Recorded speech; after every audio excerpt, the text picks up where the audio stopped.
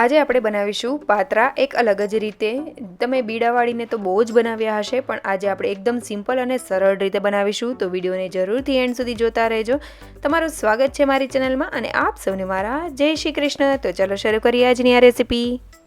તો સૌથી પહેલાં આપણે અળવીના પાનને લઈ લઈશું અને તેને આપણે તમે જોઈ શકો છો કે ઉપર જાડી એવી નસો હોય છે, તો તે આપણે કાઢી લેશું. અને આજે હું તમને નસો કાઢવાની અલગ રીત શીખવાડીશ. તો આ રીતે બે પાર્ટમાં આપણે સૌથી પહેલાં તેને વાળી દેશું. ત્યારબાદ જે જાડી નસ છે, જે નીચેની સાઈડ થોડી જાડી નસ હોય છે, તો તેને આ રીતે તમે જોઈ શકો છો, આ રીતે આપણે ફોલ્ડ કરી લેશું. એટલે ત્રણેય જે નસ છે બંને સાઈડની અને વચ્ચેની એ એક સાથે આવી જશે.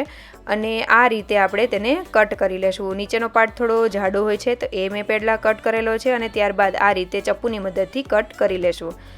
આ રીત ક્યારે તમે યુઝ કરી શકો? જ્યારે તમારે રોલ ન વાળવાના હોય, કારણ કે વચ્ચેથી કટ થઈ જાય તો ત્યારે આપણે તેમાં રોલ ન વાળી શકીએ. જે બીડા વાળવાની જે ટ્રેડિશનલ રીત છે એ ન કરી શકીએ. પણ આજે આપણે એ રીતે નથી કરવાના, એટલા માટે આ રીતે કરી લેશું અને બહુ ઝડપથી થઈ જાય છે. હવે તેને એકદમ સરસ એવો ટાઈટ એવો રોલ વાળી લેશું અને આ રીતે પતલી પતલી એવી સ્લાઇસમાં કરી લેશું. એટલે સરસ એવા લચ્છા જેવા તમે જોઈ શકો છો, આ રીતના તે લચ્છા જેવા બની જશે. એકદમ સરસ એવા આ રીતે કરી લેશું. અને ઇનકેસ તમને આ રીતે ન ફાવે તો તમે આ રીતે પણ કરી શકો છો. જે તેની નસ છે જાડી, તેની બાજુમાં જ આ રીતે આપણે કટ લગાવી દેશું. એટલે આખી જે નસ છે જાડી એવી એ નીકળી જશે. આ પણ એક ઇઝી રીત છે, ઝડપથી તે થઈ જાય છે. અને જે સાઈડમાં જે પાન છે, સાઈડમાં જે નાની જાડી એવી નસો છે, એ પણ એ જ રીતે આપણે કટ કરી લેશું. તમે જોઈ શકો છો હું કઈ રીતે કરી રહી છું. આ રીતે જ આપણે બધા પાનમાંથી કરી લેવાની છે. અહીંયા આપણે જે રેસીપી બનાવવાના છીએ એ તમે જેટલી બનાવી હોય એટલી બનાવીને તૈયાર કરી શકો છો. મેં અહીંયા 8 કે 9 પાન જેટલી લીધેલા છે.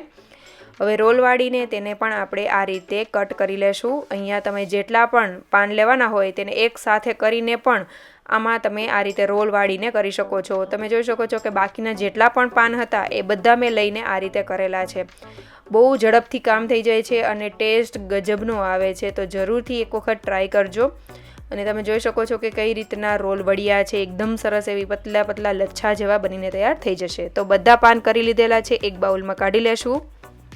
અને હવે તેમાં લસણ એડ કરીશું. જો તમે ખાતા હોય તો જરૂરથી એડ કરજો, ટેસ્ટ બહુ સરસ આવશે. 2 ચમચી જેટલું લસણ મેં એડ કરેલું છે. તમે તમારા ટેસ્ટ પ્રમાણે વધારે કે ઓછું પણ કરી શકો છો. હવે આદું ખમણેલું લીધેલું છે અને તીખું લીલું મરચું મેં કટ કરીને લીધેલું છે બારીક.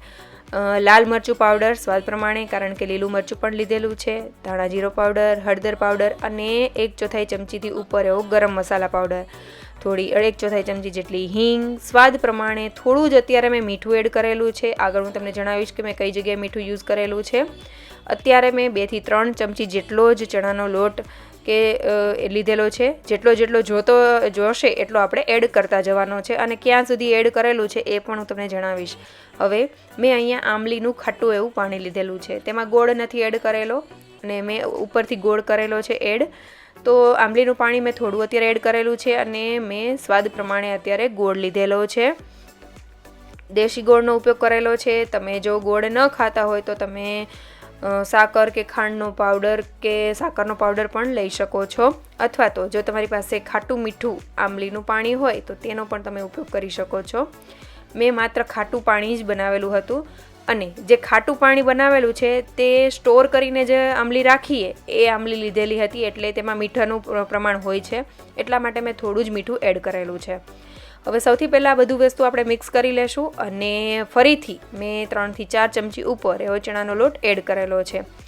અને મેં અહીંયા આખો જે લોટ જે બાંધીને તૈયાર કરેલો છે તે આંબલીના પાણીથી જ કરેલો છે. તેનાથી બહુ સરસ એવો ખાટો મીઠો એવો ટેસ્ટ આવશે અને બહુ સરસ એવા લાગશે. હવે આપણે થોડું એવું મિક્સ કરી લેશું અને ફરીથી થોડો ચણાનો લોટ એડ કરીશું. અને થોડુંક જ 1 થી 1.5 ચપટી જેટલો જ ભજીયાનો સોડા મેં એડ કરેલો છે.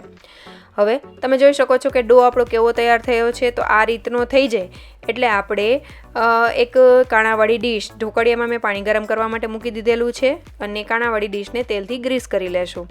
તો તમે જોઈ શકો છો કે અત્યારે કઈ રીતની કન્સિસ્ટન્સી થઈ છે. આ રીતનો લોટ થાય એ રીતે કરી લેવાનું છે. અને તેની ઉપર થોડું તેલ લગાવીને તેને થોડો એવો સરસ એવો ચીકણો કરી લેશું, જેથી કરીને હાથમાં બહુ ચોટે નહીં. હવે આપણે હાથમાં પણ તેલ લગાવી દઈશું જેથી કરીને ચોટે નહીં, અને આ રીતના આપણે સૌથી પહેલાં નાના નાના એવા બોલ બનાવીને તૈયાર કરી લેશું. તમે નાસ્તામાં ખાવા હોય, બાળકોને લંચ બોક્સમાં પણ આપવા હોય તો આ એક બહુ સરસ રીતે તમે તેને આપી શકો છો. અને તમે જે આપણો લોટ બનાવેલો છે તેની કન્સિસ્ટન્સી પણ જોઈ શકો છો. તો અત્યારે મેં આટલા એક ડીશમાં સમાય એટલા બોલ બનાવ્યા છે, અને બીજી જે કાણાવાળી ડીશ છે તેને પણ તેલથી ગ્રીસ કરી લેશું.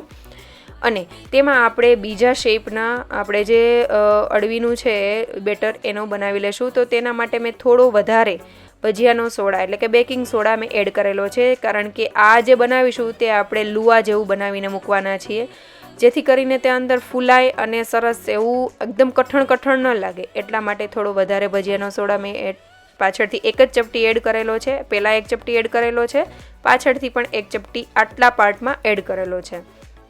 હવે આપણે તેલથી હાથને ગ્રીસ કરી લેશું, અને સોડા એડ કરેલો છે એટલે મેં એક વખત તેને સરસ એવું બધી વસ્તુ મિક્સ કરી લીધેલું છે. બધો જેટલો પણ પાર્ટ બચ્યો છે, જેટલો પણ લુઓ બચ્યો છે, તેનાથી હાથની મદદથી આ રીતે આ લાંબો એવો લુઓ બનાવીને તૈયાર કરી લેશું, અને તેને કાણાવાળી પ્લેટ ઉપર રાખી દેશું.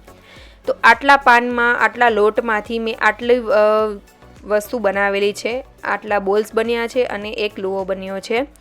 હવે જે પાણી છે તે સરસ એવું ઉકળી ગયું છે ઢોકળિયામાં, તો આપણે જે બોલવાળી જે પ્લેટ છે તે મૂકી દેશું. અને બીજી સાઈડ મેં લોયામાં પણ પાણી ગરમ કરવા માટે મૂકી દીધેલું હતું, એ પણ સરસ એવું થઈ ગયું છે. તો આપણી જે લુવાવાળી જે પ્લેટ છે તે પણ મૂકી દેશું, અને તેને પણ સ્ટીમ કરવા માટે રાખી દેશું. આશરે 15થી 20 મિનિટ થશે એટલે બંને સાઈડ સરસ એવું થઈ જશે. ઇનકેસ એવું બને કે લુઓ જે છે તેમાં વાર લાગે, કારણ કે તેની થિકનેસ વધારે છે અને આ બોલ્સની થિકનેસ ઓછી હોય છે, એટલે આ બોલ્સ ઝડપથી થઈ જાય છે અને એમાં થોડી વાર પણ લાગી શકે છે.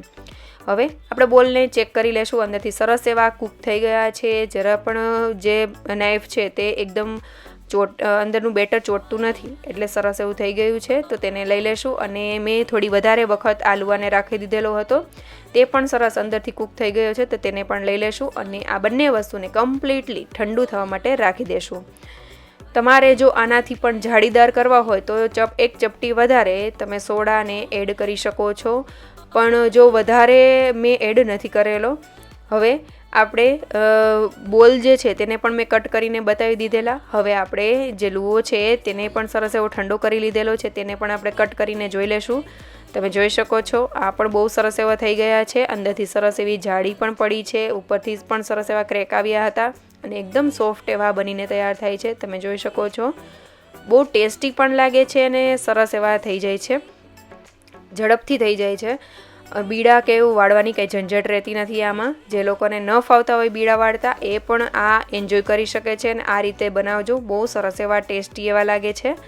હવે મેં એક પેનમાં થોડું એવું તેલ ગરમ કરવા માટે મૂકેલું છે, અને જે લુઆમાંથી આપણે સ્લાઇસ કરેલી હતી તેને આપણે તેમાં સરસ એવું ગોઠવી દેશું. અને એક વખત એક બાજુ થઈ જાય એટલે બીજી બાજુ ફેરવીએ એટલે થોડું એવું ફરીથી મેં તેલ એડ કરેલું છે. જો તમે નોનસ્ટિક પેનમાં કરતા હોય, તમે ઓછા તેલમાં બનાવવા માંગતા હોય તો તમે તેલને સ્કીપ પણ કરી શકો છો. તમે ઘીમાં પણ ફ્રાય કરી શકો, બટરમાં પણ ફ્રાય કરી શકો છો. તો આ રીતે બંને સાઈડ થઈ જાય, ક્રિસ્પી એવા થઈ જાય એટલે આપણે લઈ લેશું, અને તેને મેં જાળીવાળા સ્ટેન્ડ ઉપર રાખેલા છે. હવે એ જ પેનમાં મેં 1 ટેબલ સ્પૂન જેટલું આશરે તેલ લીધેલું છે, 1 ટેબલ સ્પૂનથી પણ ઓછું છે.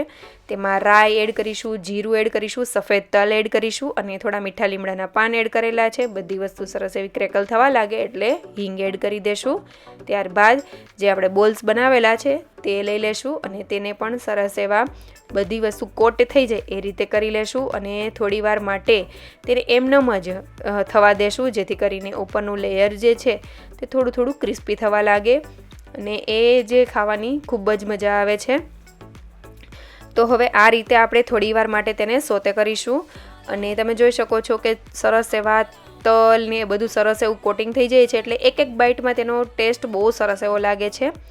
ઉપરથી મેં થોડું એવું મીઠું અને થોડી એવી દળેલી સાકર એડ કરેલી છે. ઓપ્શનલ છે, ઇનકેસ કરવું હોય તો કરી શકો, તમે ન કરવું હોય તો સ્કીપ પણ કરી શકો છો. હવે આપણા જે બંને વસ્તુ જે છે તે તૈયાર થઈ ગઈ છે, તો તેને સર્વિંગ માટે લઈ લેશું. બંને રીતે ખાવાની ખૂબ જ મજા આવશે, અને ગ્રીન ચટણી, ખાટી મીઠી ગ્રીન ચટણી સાથે મેં સર્વ કરેલા છે. તો જરૂરથી આ રેસીપી ટ્રાય કરજો, બનાવવામાં બહુ જ સરળ છે, કોઈ પણ વ્યક્તિ આસાનીથી બનાવી શકે છે. અને જે મેં આગળ ટિપ્સ અને ટ્રિક્સ જે તમારી સાથે શેર કરેલી છે તે જરૂરથી ફોલો કરજો અને એક વખત જરૂરથી બનાવજો. અને આજની રેસીપી તમને કેવી લાગી લાઇક શેર અને સબસ્ક્રાઈબ જરૂરથી કરજો અને કમેન્ટ કરવાનું ભૂલતા નહીં. Thank you for watching.